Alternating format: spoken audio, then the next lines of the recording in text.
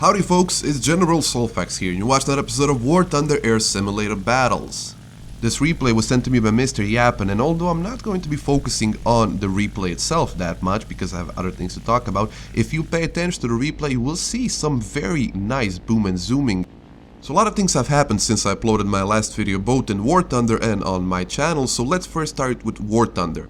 Now the biggest announcement that happened and the biggest change that happened are respectively the announcement, well not the announcement, British tanks have been announced some time ago, but the details for British tanks and how the British Ground Forces tree is gonna look like, and the addition of Endurance Confrontation as a standard Air Simulator Battles mode. I'm going to be saving the British tank discussion for another video because that's a lot of new tanks coming in, and some of those tanks are very different than what we have in game, and just from looking at the tech tree I already see that we're gonna have some very interesting matchups when British tanks do get released. So this video is going to be mainly focusing on the Endurance Confrontation test that Gaijin decided to add as a replacement for the standard simulator air battle queue. This change was actually announced before 1.53 came out and was supposed to happen as soon as 1.53 actually came out, but it didn't happen. It happened now, so what exactly did we get? So looking back at the Enduring Confrontation test that we had in the past, there are two distinctly different versions of Enduring Confrontation. First being the version where the matchmaking is based upon battle ratings, and the second being the historically accurate matchmaking where the lineups are predetermined and you can only take certain planes in the match.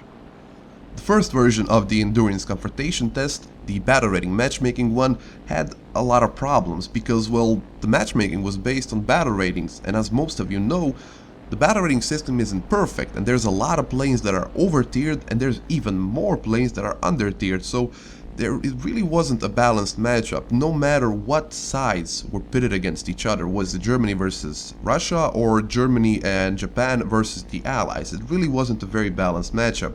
So the second version of Enduring Confrontation, the historical matchmaking based one, was a great success when it first came out.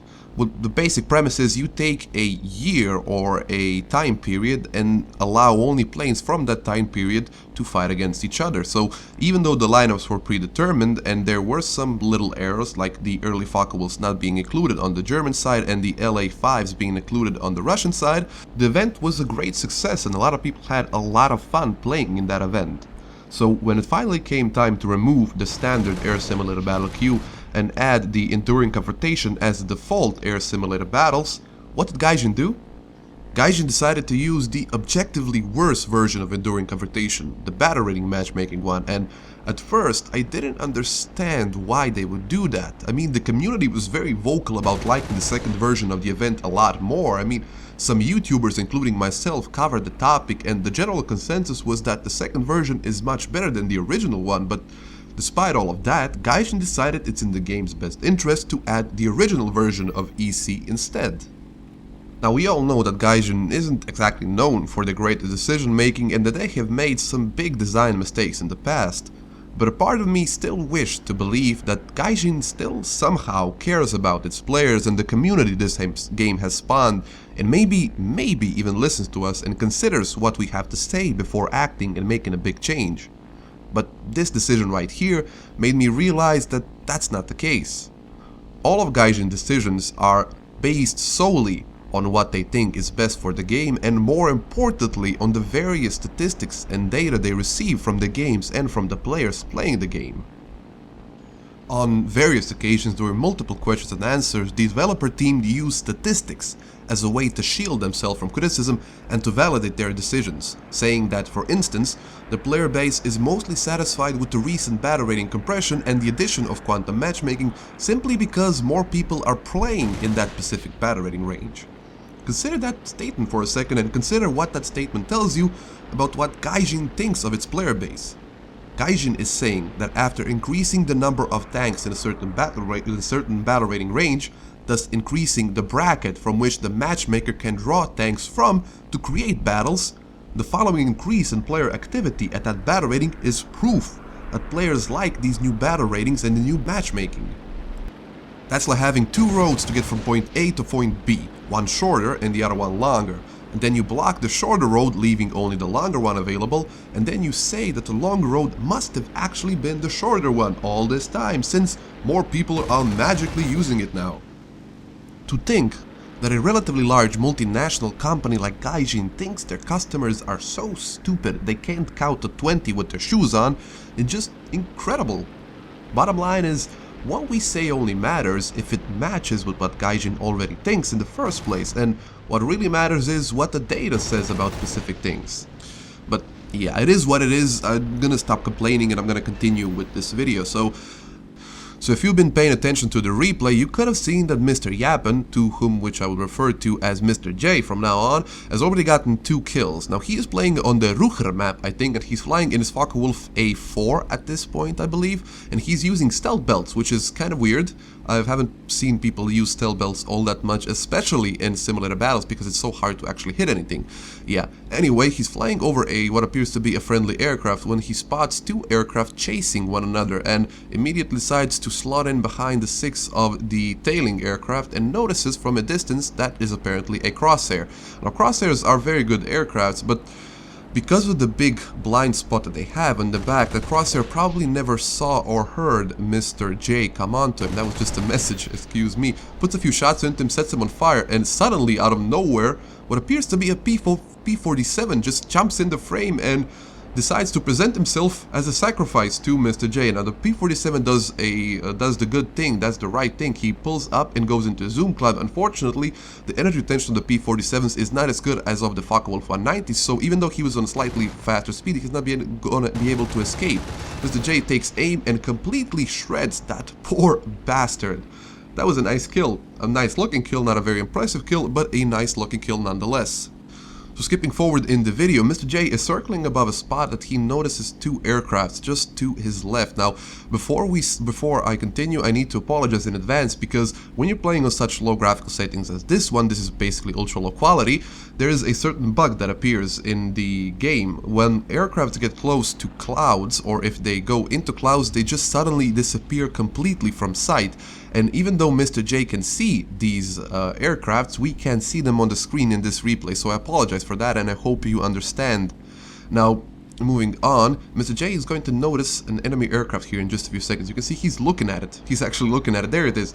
It's a Spitfire, and meeting a Spitfire, a British Spitfire at altitude in your Focke-Wulf 190 is really dangerous, because if you decide not to dive away, there's basically nothing you can do to fight against that Spitfire effectively. He will outturn you, he will outclimb you.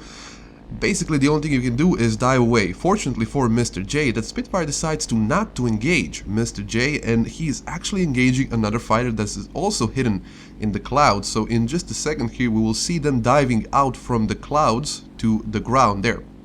You see them, the Spitfire is engaging what appears to be a BF-109. Mr. J tries to put a few leading shots into that Spitfire, unfortunately misses and goes into a very steep dive. Now, this is very interesting. I didn't know that Spitfires could reach these amazing speeds, because in just a few seconds here, Mr. J has broke 700 kilometers an hour, and that Spitfire is turning, well, he's not turning all that tightly, but he is turning. He didn't break his wings, so that's very, very interesting. Now, he tried to go for that Spitfire, but the Spitfire went up into a very wide barrel roll, which means that to follow him, Mr. J needs to go up and get some altitude and then try and re-dive on that Spitfire. As you can see, again, we can't see what's going on. Takes aim, puts a few shots into that Spitfire. He does damages him a little bit. In the meantime, that BF-109, what I thought was BF-109, it was actually a Focke-Wulf, managed to get himself into a dead spin, and in just a few seconds the weirdest thing happened. The Spitfire manages to get in a random flat spin of his own. So Mr. J takes aim, puts another few shots into that Spitfire just to make sure he's dead. That Spitfire is gonna crash in just a few seconds, but that was a very weird occurrence. I haven't seen that happen just yet. He just randomly went into flat spin and he was going straight, nothing was happening to him.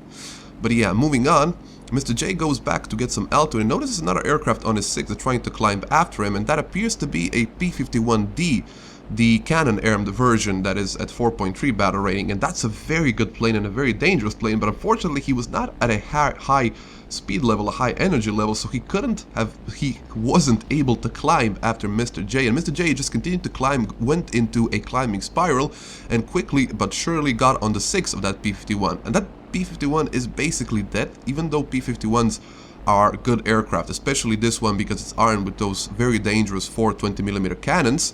When you get an enemy on your 6 and you're not able to either outrun or outclimb it, there's not a lot you can do in a P-51. So after a very long and wide turn, Mr. J starts putting shot into this P-51. As you can see, he's not using his cannon ammo for really I don't know what reason, because he didn't expend all of his cannon ammo. But yeah, he's using only his machine gun, is putting repeated shots into that P-51, and because they're just machine guns, he's not gonna have a very easy job here. Although he's putting a lot of shots into him, so sooner or later he should be able to clip a wing or something.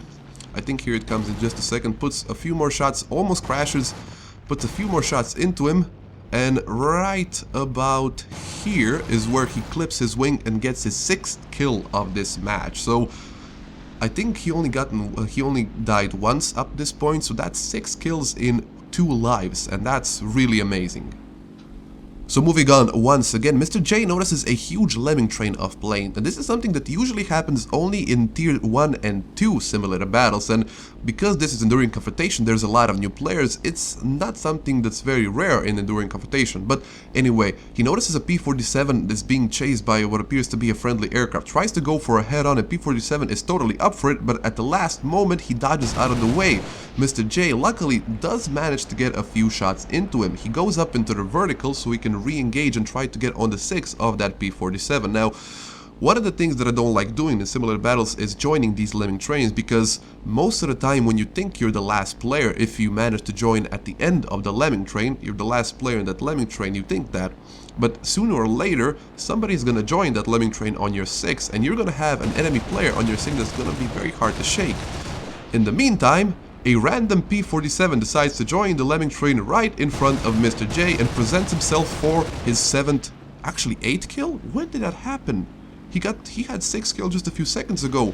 Oh, that P-47 most likely crashed. That was that little explosion that happened just a few seconds ago. That's very interesting. I didn't notice that the first time I was watching. So 2 kills in a very short span of time. So moving on in the replay once again.